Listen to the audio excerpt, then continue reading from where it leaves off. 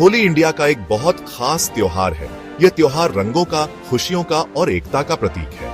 हम इसे बहुत सारे रंगों के साथ मनाते हैं। लोग एक दूसरे पर रंग डालते हैं और गले मिलते हैं। यह फरवरी या मार्च में आता है। यह समय होता है जब सर्दी खत्म हो रही होती है और बसंत ऋतु की शुरुआत होती है। होली से बसंत ऋतु की शुरुआत होती है।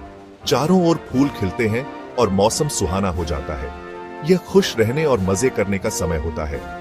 बच्चे पानी के गुब्बारों से खेलते हैं और बड़े भी बच्चों की तरह मस्ती करते हैं। होली हमें याद दिलाती है कि अच्छाई की हमेशा जीत होती है। यह त्योहार बुराई पर अच्छाई की जीत का प्रतीक है। यह जीवन और नई शुरुआत का जश्न है। लोग मिठाइयां बांटते हैं और एक दूसरे को शुभकामनाएं देते हैं।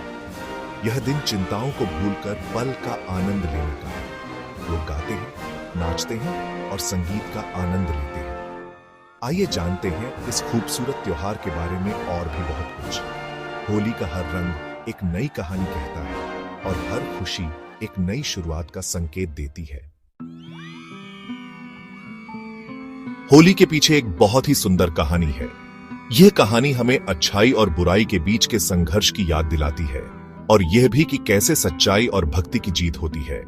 यह कहानी है अच्छाई और बुराई की। यह कहानी हमें बताती है कि कैसे एक राजा की अहंकार और अत्याचार को भगवान की कृपा और एक भक्त की सच्ची भक्ति ने पराजित किया। हिरण्यकश्यप नाम का एक राजा था, बहुत शक्तिशाली।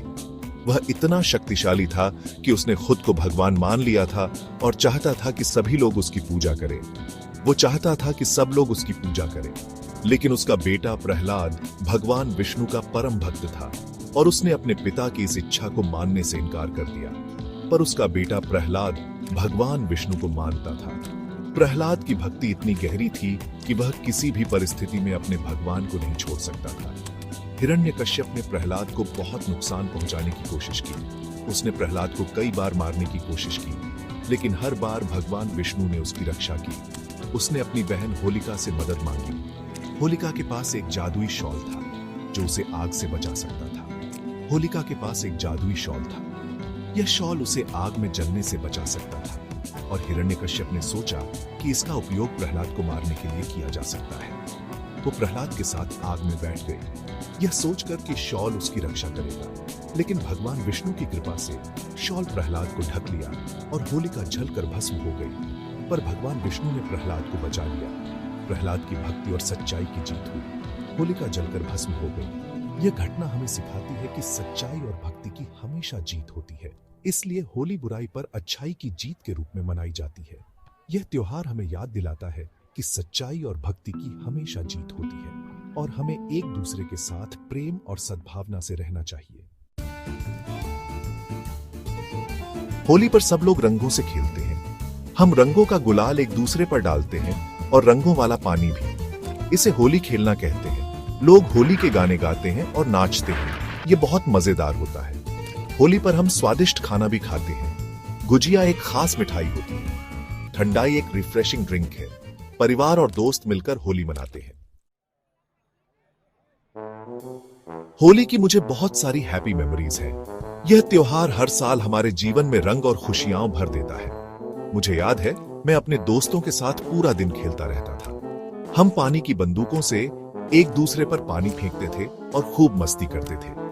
हम एक दूसरे को रंगों से रंगते थे। हर कोई एक दूसरे के चेहरे पर रंग लगाता था और हंसी ठिठोली करता था। हमारे चेहरे और कपड़े अलग अलग रंगों से सराबोर हो जाते थे। सफेद कपड़े रंग बिरंगे हो जाते थे और हर तरफ रंगों की बहार होती थी। होली लोगों को करीब लाती है। यह त्योहार हमें एक दूसरे के साथ समय बिताने और रिश्तों को मजबूत करने का मौका देता है। यह हमें माफ करना और भूल जाना सिखाती है। होली के रंगों में हम अपने गिले शिकवे भूल जाते हैं और एक नई शुरुआत करते हैं। यह जीवन, प्यार और खुशी का जश्न है। हर कोई नाचता गाता है और रंगों की बौछार करता है, मानो जीवन का उत्सव मना रहा हो। होली की इस भावना को हमेशा बनाए रखें, न सिर्फ त्योहार पर बल्कि हर दिन। यह हमें सिखाता है कि जीवन में रंग और खुशियां